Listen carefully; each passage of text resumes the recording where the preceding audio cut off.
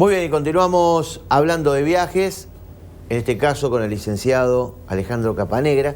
Nos había quedado pendiente, lo habíamos dicho antes del corte, hablar un poco del desarrollo del turismo en nuestro país, ¿no? Que es muy rico, muy variado, ¿no? Desde aquellos comienzos de las vacaciones de la oligarquía en Mar del Plata hasta la llegada del general Perón con un cambio de leyes que permite el turismo masivo y bueno, y les complicó la vida, ¿no? En Mar del Plata, evidentemente, ¿no? Sí, se cambió Mar del Plata. Hablar de la Argentina en lo que es digamos, la expansión, el crecimiento del turismo, podríamos hasta, obviamente su desarrollo,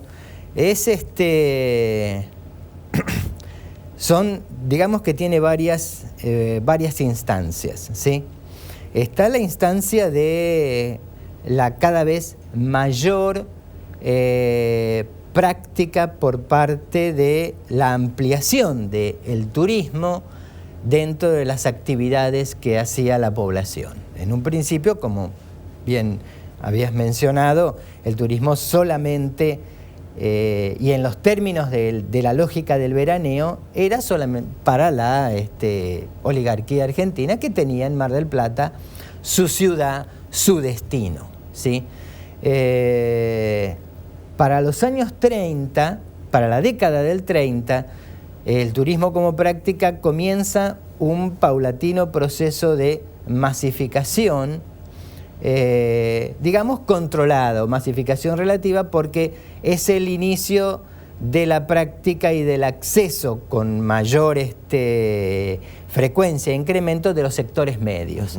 Y acá hay un elemento que quizás sea interesante poder mencionarlo, que se refiere a Mar del Plata. Mar del Plata fue en la Argentina la primera intendencia en la que gana el Partido Socialista. El Partido Socialista ganó en 1920 y gobernó hasta 1930. Y ahí tuvo tres personajes claves, ¿sí? Teodoro Bronzini, Rufino Inda y Juan Fava.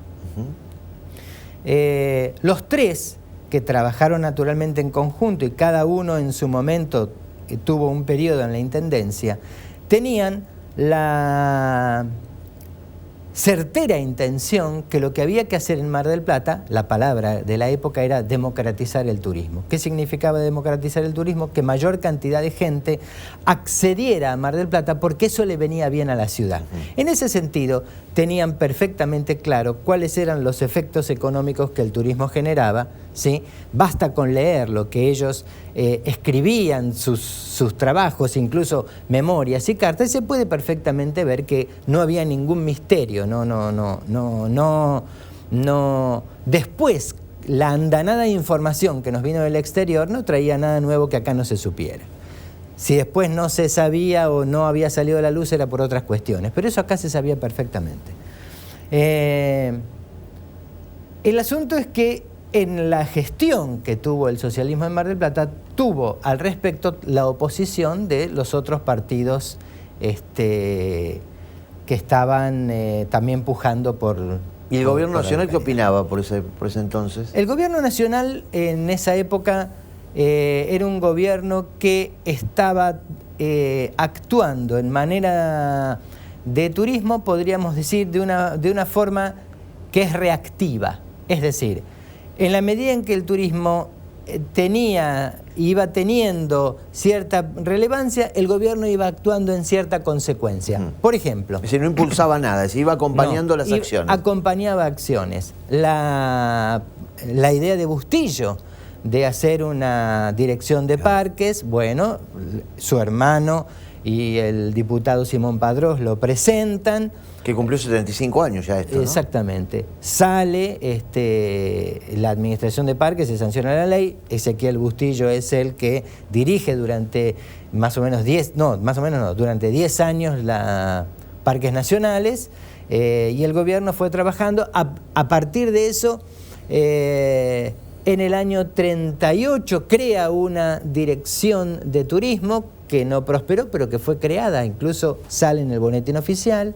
En el año 41 convoca una comisión para que analice la pertinencia y de qué manera la nación debe tener un organismo de turismo. A esa comisión luego con otro decreto la transforma en la Dirección de Turismo, que fenece en el 43 con el segundo golpe de Estado. Pero el Estado Nacional iba en ese sentido acompañando, ¿sí? Iba acompañando. Cuando sobreviene el golpe de 30, vuelvo a Mar del Plata y los socialistas, obviamente el gobierno socialista es sacado del lugar y asume el Partido Conservador, que tenía un buen trato con la línea conservadora de la provincia de Buenos Aires, Manuel Fresco. Y paradójicamente el Partido Conservador y los socialistas van a tener una suerte de tácita alianza para que los en ese momento gobernantes conservadores llevaran adelante un proceso de democratización del turismo. Es decir, a lo que antes se habían opuesto, ahora lo promovían. Pero no tuvieron oposición por parte de quienes fueron los autores intelectuales, sino que hubo una suerte de pensar articuladamente más por sobre la ciudad que por sobre el narcisismo de cada fuerza política. Y Mar del Plata comienza un proceso de democratización, entiéndase, clases medias, que van accediendo, especialmente a la zona de la Perla, y el perfil de la ciudad va a ir paulatinamente cambiando. El gobierno de Manuel Fresco en la provincia de Buenos Aires planteaba la democratización de Mar del Plata, incluso planteó los primeros pasos oficialmente de lo que sería el turismo social, solamente para los trabajadores de la provincia, ¿sí? Pero planteó, digamos, esos pasos del turismo social, ¿sí? Que a posteriori el peronismo va a reconfigurar y con la figura de Mercante, Domingo Mercante en la provincia, sí, y Alejandro Mercante en la Secretaría de Turismo, van a hacer un plan de desarrollo, digamos, de turismo social que va a ser emblemático y que se va a ir expandiendo con todas las otras provincias que van a ir entrando en hacer convenios. Y ahí divide a Mar del Plata en 2, 3 partes, ¿no? Y ahí Mar del Plata cambia su perfil, ¿sí? Hay, digamos, anécdotas interesantes, y es que en Playa Grande se instala una unidad básica con la marcha peronista, con lo cual les rompía la hegemonía que habían tenido durante años. Pero en ese sentido uno podría decir que en términos de ocio el peronismo disputaba espacios de ocio, ¿sí? Disputaba espacios de ocio, tomaba. Imagino como esas miles de anécdotas dentro de todo lo que fue Mar del Plata, para citar un ejemplo, ¿no? Sí, esa es una, digamos, clásica, que llevó en realidad a una reconfiguración territorial de Mar del Plata, ¿sí? Hacia el sur se fue quedando los sectores clásicos de Mar del Plata, hacia el norte los sectores nuevos. El Bristol Hotel ya no estaba más, Bustillo estaban en la plena construcción y construir el Provincial y el Casino, y la Bristol era el lugar de veraneo de toda la clase obrera argentina, más popular, ¿no? Claro. Que accedía, digamos, a Mar del Plata, porque Mar del Plata era un emblema, y aparte estar ahí era, en alguna medida, estar en una ciudad donde se sentían felices, porque lo tenían nada más que como una cosa lejana. Así todo uno podría decir que el peronismo, y como diríamos el peronismo clásico, que es el peronismo 46-55, tomó medidas de corte legal que permitieron que las vacaciones y el turismo se expandieran a toda la población, ¿sí? Con la ley de salario mínimo vital y móvil, con el sueldo anual complementario y con las vacaciones anuales obligatorias pagas definitivamente para todo aquel en relación de dependencia, se armó, digamos, el troquel básico donde el turismo iba a tener una expansión ya de carácter masiva. El turismo impulsa la masificación del turismo en la Argentina. incluso con su política de turismo social. La frase, usted se paga el pasaje y el gobierno el hospedaje, movilizaron una gran cantidad de gente y después la Fundación Eva Perón hizo lo propio.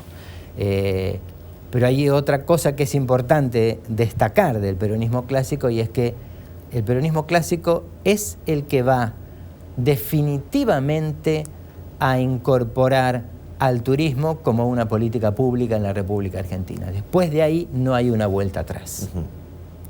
Lo incorpora dentro del área social, porque consideraba que las vacaciones, el descanso, la reconstitución psicofísica generaban un equilibrio, ¿sí?, entre los distintos sectores sociales, y ese equilibrio era, digamos, la base de la justicia de carácter, en este caso social. Después del peronismo no hubo ninguna ni objeción ni siquiera ningún tipo de vuelta atrás en que el turismo deje de ser una política pública. Tiene esa, digamos, esa prerrogativa. Hicieron del turismo un objeto de política y planificación pública. Comienza ahí. El desarrollo de destinos como Pinamar, como Punta del Este, tienen que ver un poco con esto, es decir, las familias, algunas adineradas, otras ya caídas en desgracia, porque muchos habían caído en desgracia para esa época, pero tiene que ver. Fueron migrando para esos lugares, ¿no? Exactamente, tiene que ver porque Mar del Plata ya había dejado de ser la ciudad de nosotros, como se decía en esa época. Muchas familias hicieron algunas inversiones en Pinamar, porque Pinamar era un destino que estaba surgiendo en la década, a partir del 43 en adelante, se asienta en el 60, y otras hacen sus inversiones en Punta del Este, que en la Argentina tenía una promoción inmobiliaria muy grande, muy fuerte, muy importante, una empresa inmobiliaria uruguaya, no sé si viene acaso el nombre o no, se vendían los terrenos, y gran parte de quienes eran, digamos, los habitués veraneantes de Mar del Plata comenzaron a migrar hacia estos dos destinos específicos para volver a tener un entorno, digamos, de ellos para ellos.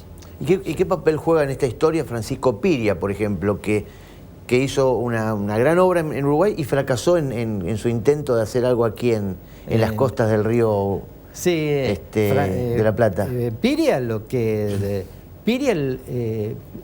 ha hecho fue diseñó una ciudad, podríamos decir, turística desde el tablero del arquitecto, del urbanista, que era Piriápolis. Más popular, ¿no? Más popular, por supuesto, pero que naturalmente cuando Piriápolis era un destino turístico, accedían a Piriápolis los mismos que iban a Mar del Plata. Después sí, Piriápolis tiene una línea mucho más popular, mucho más amplia, segmentadamente, podríamos decir, en términos del mercado, y también por la afluencia uruguaya. Pero sí, en Buenos Aires, digamos, acá no prosperó, no fue, digamos, como Mianovich, que sí le prosperó el tema de Colonia, ¿sí?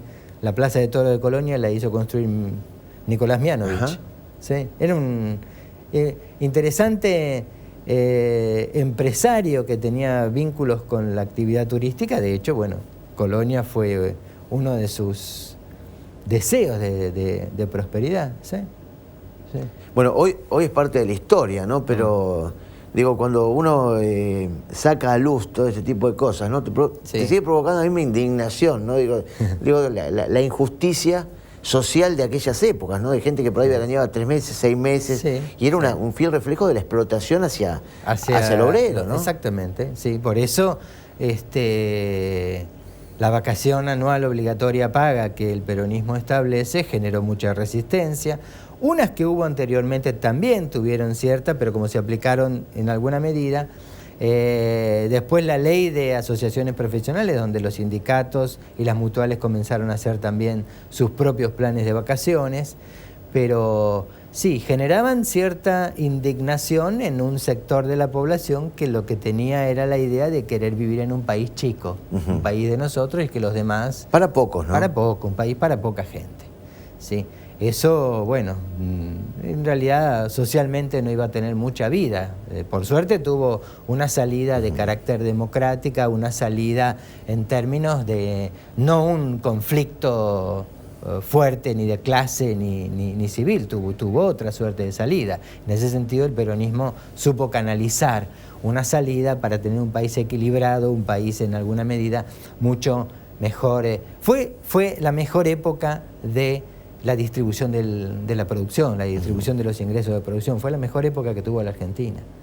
45-55, fue la mejor la distribución, no los años, ¿sí? Claro, sí, O sea, sí.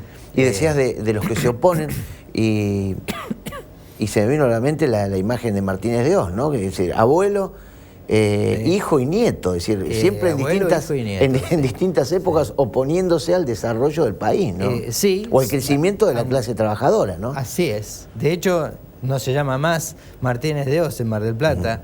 La avenida se llama Peralta Ramos y después Avenida de los Trabajadores. Claro. No se llama más Martínez de Oz. Pero sí.